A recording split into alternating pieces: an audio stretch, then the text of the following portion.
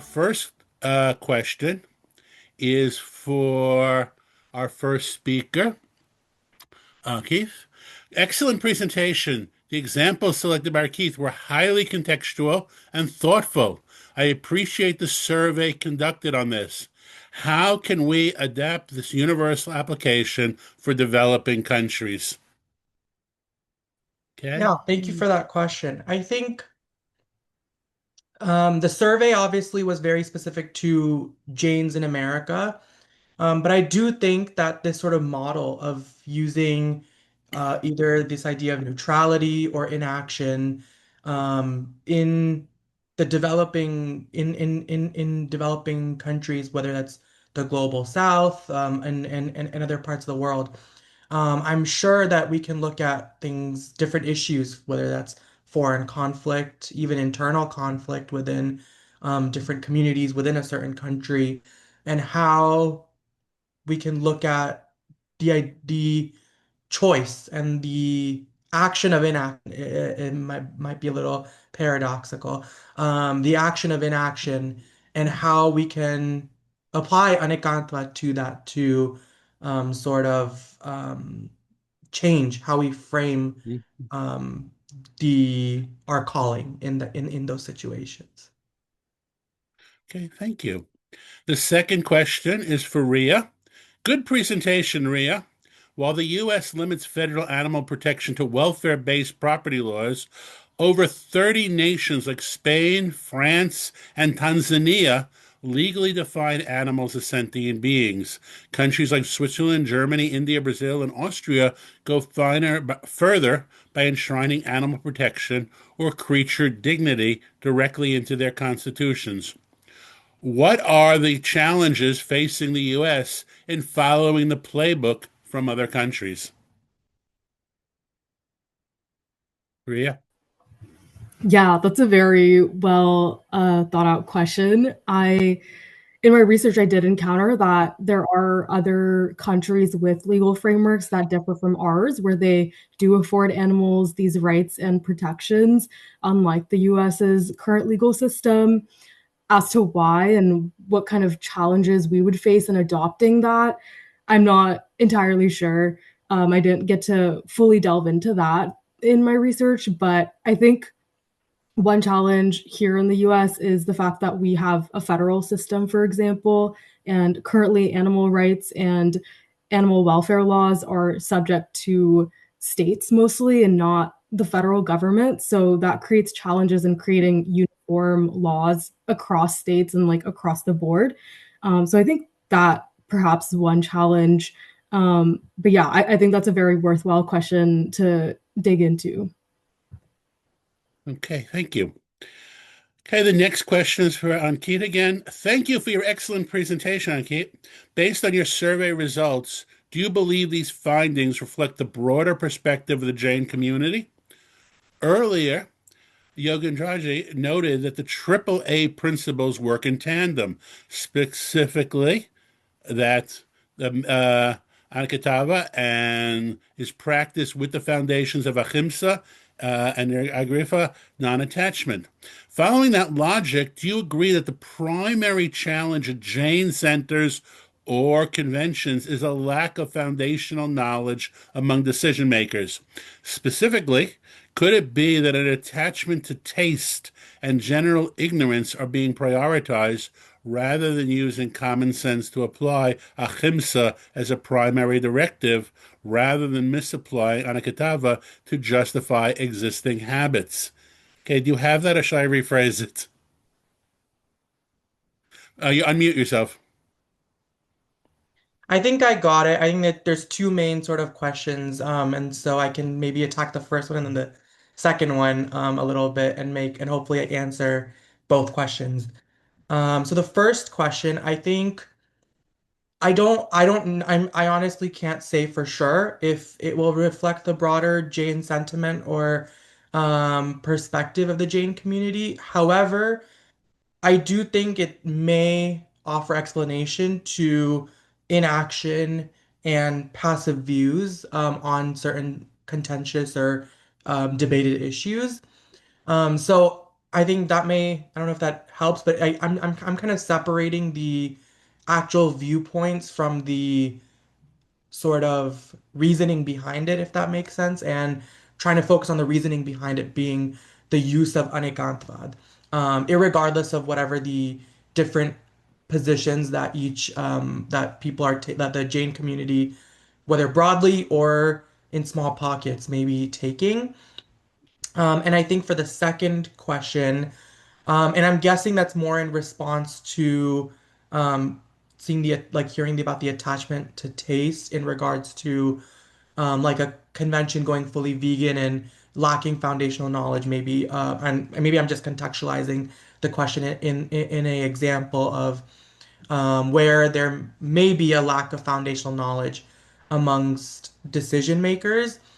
And I think when it comes down to that, I think that again, kind of going back to the how I answered the first one, there may be a range of supporting and opposing vegan initiatives, but I think when we invoke Anekāntavāda, it definitely is certainly to cover up or counter arguments of a certain position, and that usually being the case for going all vegan at conventions, at centers, at Mhm. events. And so again, I think I'm trying to focus more on how Anekāntavāda is used. I think irrespective of the sort of primary reason that it could be attachment to taste, it could be something else. But definitely, I think focusing on how Anekāntavāda is being used as a vehicle in these examples to further a certain position, irregardless of I think because as I think the different examples I used, it it spans multiple different issue areas, multiple different perspectives and conclusions, you could say. And so the idea is, again, to just kind of see how Anekāntavāda is applied in these examples more than the view on the matter at hand, if that helps. So yeah, thank you for that question. Okay, another one. I mean, Ankit went first, so he's getting the questions first. Ankit Jain, thank you for a very clear presentation bringing to light an issue that Jains shy away from addressing. To fight a dharma is ahimsa. Lay practitioners of Jainism have a duty to uphold social order and fairness. A person resisting a dharma without hatred or cruelty may not be committing bhava himsa, even though some draya himsa may happen. Remember, Asi's skills that the first Kara prescribed for self protection and that of the vulnerable in society. Best wishes. Thank you for that. Thank you so much. And I definitely totally agree in the message of to fight against Hamza. And I think that what you mentioned about Ussi, there were the three sort of trades or traits that the first Tirthankar, Rishabh Dev, prescribed, and one being Ussi, as you say, and self-protection and protection of the vulnerable in the society. I think that that's often forgotten or ignored, or it's kind of left out of these discussions when we talk about protecting vulnerable communities, vulnerable souls, because we kind of just pivot right away to Anekāntavāda, respecting all views, the end. And so I think that what you lay out in your message is really, I think what it comes down to is that there is a larger picture behind the application and engagement with Anekāntavāda, including some of the historical practices that come from even our first Tirthankar with the Asi skills. So thank you. Okay. Once again, for Ankit, we will get to other people, but going first generated the most questions. Many thanks for this intersectional study on Anekāntavāda and injustice.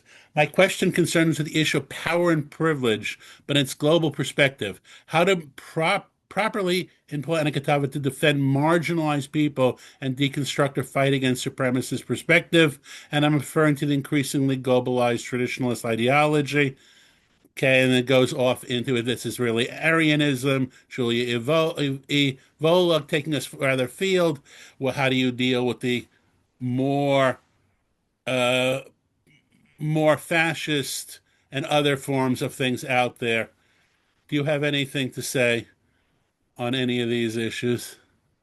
Yeah, I think just hopefully this is a very quick answer to this one.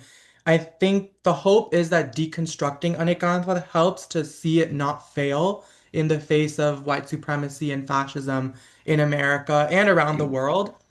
And that it can actually Anekāntavāda can actually become through its deconstruction a driving force for fighting some of these forms of hate and other, terrifying forms of bigotry, and so that it can include the defense of underdog perspectives. And I think that that is the essence of how Jains can engage with Anekāntavāda to ensure that it does not fail against fighting some of these really hateful forms of violence that exist in our world, in America, and at the global level. I think even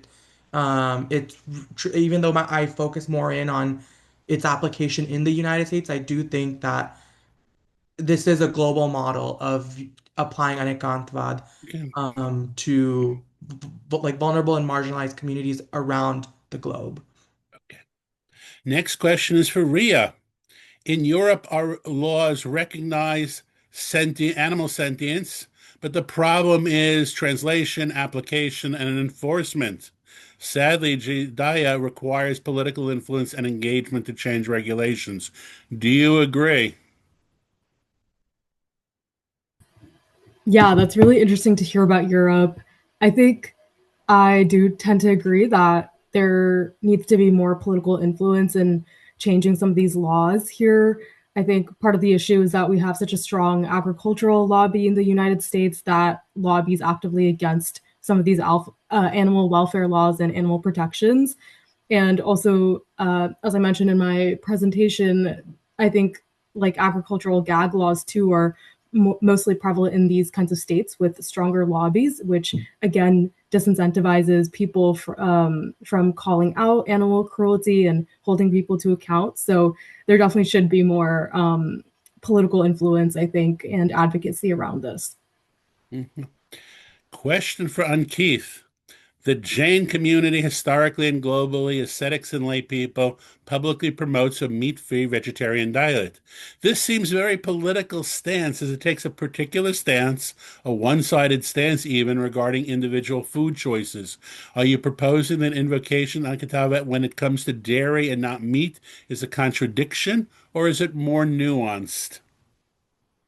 So from my sort of framing as I did, I think it is a contradiction, especially when used in the line of reasoning of using Anekāntavāda against vegan initiatives and advocacy for animals within the Jain environment, whether that's an event, a Jain center, what have you.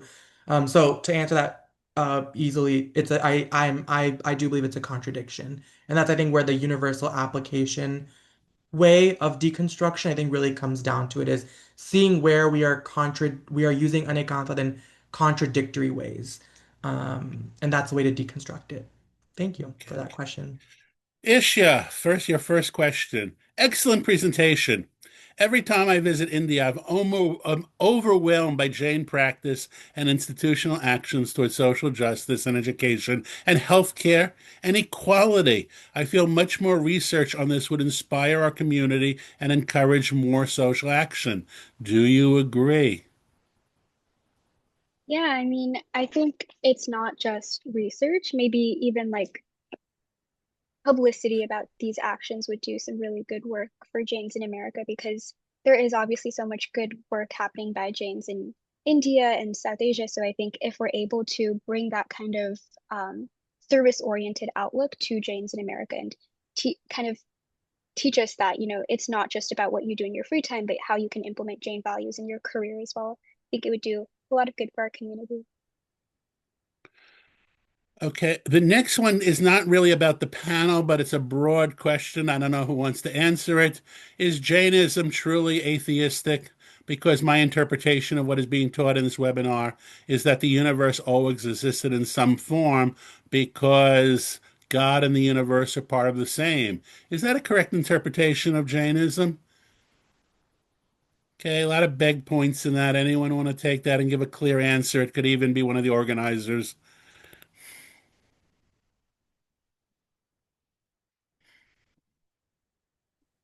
We had this discussion yesterday, and I'm curious to hear Professor Brill what our young Jains think about Jainism and God in that sense, because that being the first question, it was something we discussed a little bit yesterday.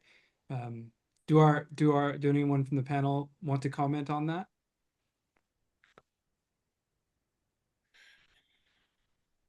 Yeah, yesterday the question was asked, did the universe always exist? And the answer we gave was yes, it did. In the Jain cosmography, it has always existed. And we went over a little bit of the debates of whether Jain is atheistic, non-theistic, multi-theistic, and so forth. And I think the debate hasn't been settled, but we certainly saw it arise again today. But I think the point is well taken. I believe it was in Isha's presentation that there is no creator God in the sense that we find in other traditions, right? And so it makes for interesting comparison and interreligious dialogue. So I'll leave it there. I don't want to take more time from the panel, but just wanted to provide some food for thought. Thanks. So any of our young scholars want to take that? Give a personal view for a minute? We've got the time. I can kind of address it. I think it was mentioned in my presentation. So Speak up. from my own understanding of Jainism, I would not classify it as pantheistic, just because that would mean that everything would be classified as God, or that God and the universe are identical. And I think Jainism would kind of reject this idea. And so maybe a better classification would be non-theistic, in that there isn't a like creator God, but there is an affirmation that there are like eternal souls and there are liberated beings that are important to the Jain religion. Anyone else? Okay. Next, mostly it is for Isha Jain, but it's mainly a comment, not a question. A very good and thought-provoking presentation, Isha. It is a misunderstanding that Jainism promotes only individualism and pacifism. Your work clarifies these misconceptions. The concepts of nimit, upadan, and interconnected souls are discussed in Jain scriptures, and they can help your research further. Okay, anything you want to say on that or go? No. Okay. Jessica, who I think we've seen several times before. This is a question for everyone, all four of you. A theme emerged in all four talks is how to employ or reinvent Anekāntavāda and other Jain principles for addressing structural violence and structural harm and for building better institutions that offer equal support for life and liberation. I work in engaged Buddhism. One thing I got pushed back constantly by my colleagues is that engaged Buddhism is somehow not authentic since traditional Buddhism never concerned themselves with socio-political issues. I wonder if you encounter certain pushbacks. If so, who are they? What are their main concerns? And what are some better practices to address these concerns? Okay, I'll go for everyone. We'll go in reverse order. This is what's the pushback, meaning to state this clearly so you can all answer it. Engaged Buddhists get pushback from the world saying that that's not traditional Buddhism. Do you find pushback to your engaged in Jainism? If so, what is your pushback you get and how is it, and who is it and how does it manifest? So we're going to go in reverse order. Isha, do you have anything to say on that? Well, I would just kind of question the value of classification, as in like who is to classify what is a Jain and what is not a Jain, or in the same kind of scope, who is a Buddhist and who is not. So I think it's important that you kind of integrate your own moral values and your own experiences into your beliefs. And so, yeah, I don't think there is like a valid pushback for what is engaged Buddhism or engaged Jainism. Okay. Rihi? Yeah, that is a good question. I'm going to take a little bit of a different approach for this. I think in my experience, especially like in when engaging in the interfaith space, I think one major population that we get a lot of pushback from is older Jains, like whether it's like our parents or grandparents who have a more traditionalist view of Jainism versus the version of Jainism that the youth practice, especially the youth that have grown up in the States or at least outside of India. So yeah, that is like a common point of contention, and especially when you're talking about like the interfaith space, we talk a lot about adapting. Like in my presentation, I talked a lot about adapting Jain values to modern day struggles and being able to match the complexity of those struggles with the value using Jain values as a grounding tool. However, in a, when you're looking at a more traditionalist view, like of the three A's and like of just Jain values in general, especially in the worldview that or with the lens that like the older generation may have, um, it becomes a little bit more restrictive with how those values can be applied and whether or not and how much leeway we actually have with those values and what the scriptures say and moreover how those values have been practiced throughout the years. But I do think it's like a valid pushback. It just requires again like a deeper understanding of how we can adapt our religion to meet modern day struggles because we can't, as with any religion, we can't practice our religion the same way it was practiced like when it was first written or whether it was like 100 years ago, 20 years ago, even 5 years ago. But I do think we have a duty to be able to adapt it, especially as youth, to our struggles and use it as a grounding tool. Okay, Ria? Yeah, I think along similar lines, I have experienced pushback, I think, from maybe older folks more so. And I think there are competing interests here in terms of like being able to preserve tradition and older like values and the way we do things traditionally, and also being able to evolve and meet the current needs and match how society is changing. So I think there's always going to be a struggle there. I think, for example, within like the animal advocacy space, I think there's so many different changes from like when Jainism was first established as a religion in terms of our treatment of animals versus today, our treatment of animals. And so I think it's important that we also are able to adapt to that and apply our Jain values accordingly to protect, all living beings. And so, for example, back in the day, like animals were supposedly like very well taken care of, and the way we took care of our farm animals and our pets and things like that, it was way more compassionate versus what we're seeing today. And because of that, I think we should be able to change our practices around our diet and our consumption and things like that, so that we can effectively minimize harm today. But yeah, I hope that answered the question. Okay, and Keith? Yeah, I'll join my other panelists in kind of giving my lived experience too of I think when talking about social justice in the Jain community, there is definitely a big chunk, and I think it is more so generational, but also other factors that kind of determine these sort of divides of this pushback of, oh, for centuries we've kind of been doing it this way, so why do we need to talk about racial injustice now? Or why do we need to talk about, veganism when for centuries and millions of Jains over multiple centuries have been consuming dairy? So why do we have to change it now? And so I think that that is definitely a pushback that we often receive, and definitely try to engage with it. Hopefully, my presentation engage with some of the different points of debate or contention. But I think at the broader level, I think of the question of engaged religion versus traditional religion or that sort of like divide. Something that I try to keep at the forefront is I think engaged religion, whether Buddhism, engaged Jainism. I know it's like while studying engaged Jain studies, it does incorporate traditional Jainism as well. It simply just adds on this extra layer of modern, lived, and applied Jainism as well. So if anything, it might even go, it includes, it is traditional and also including an added mile of this other aspect of studying Jainism or religion as a whole. And I think that that would be what I come down to when I've kind of faced the sort of divide of does engaged religion equal traditional? I think yes and more. And that's kind of what I've concluded with that.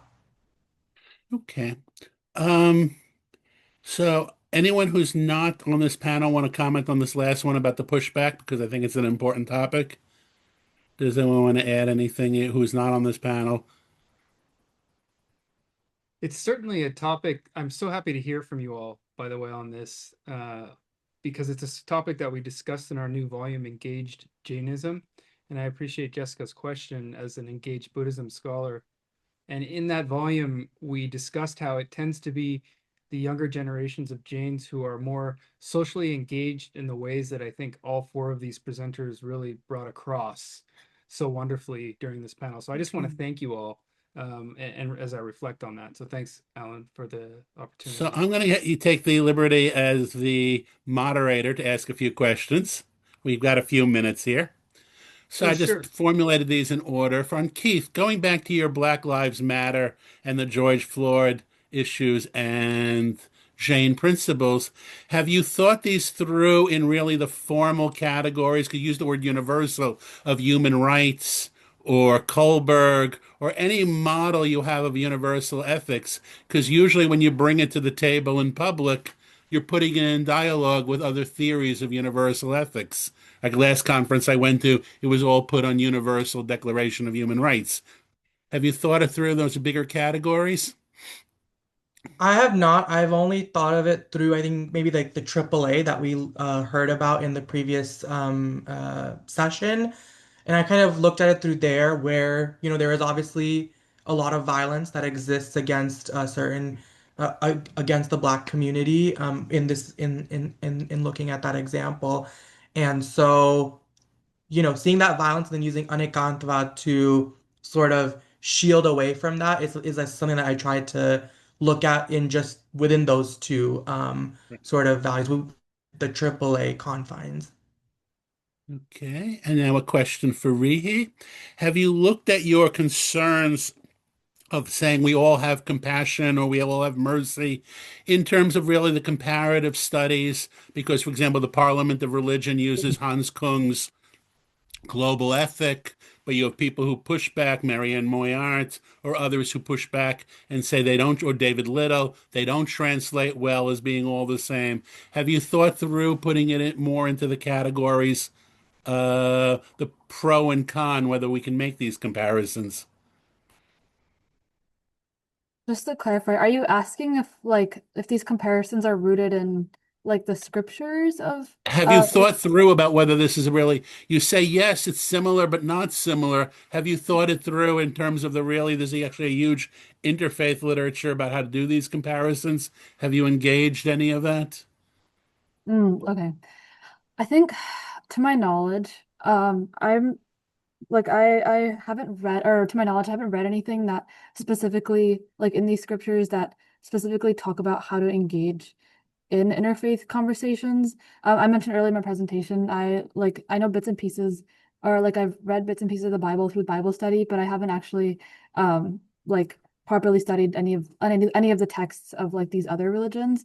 But a lot of the insights that I had presented in my presentation are based off of the conversations that I've had with people in these different faiths and lived experiences that I've had with people in these across these different faiths, and using that as a tool to sort of as a tool and a grounding mechanism with Jain values to sort of draw these comparisons in an interfaith with an interfaith lens. I'm not sure if that answers your question, but yeah, that's the yeah. And my final is more of a comment for issue. You bring up the fact that Jainism does not play the same, even though it's only 4.5 million, numbers don't play the role because look at Baha'i.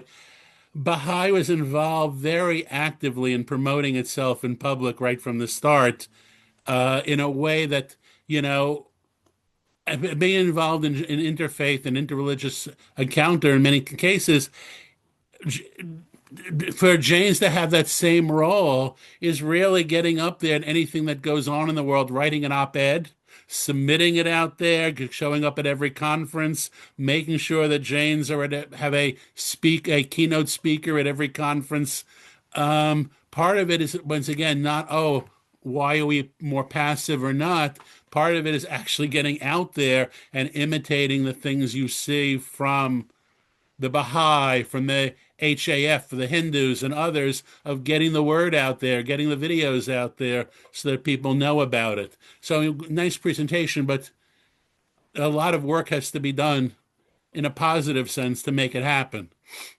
Okay, that's just my prerogative, and thank everyone for wonderful presentations. Thank you, Professor Brill, for overseeing and moderating this panel. And I just want to reiterate how wonderful those presentations were. One of the things I heard Isha say was engaging other religions helps you understand your own more deeply. And I really felt that from that presentation as well as from some of the other work you all are doing.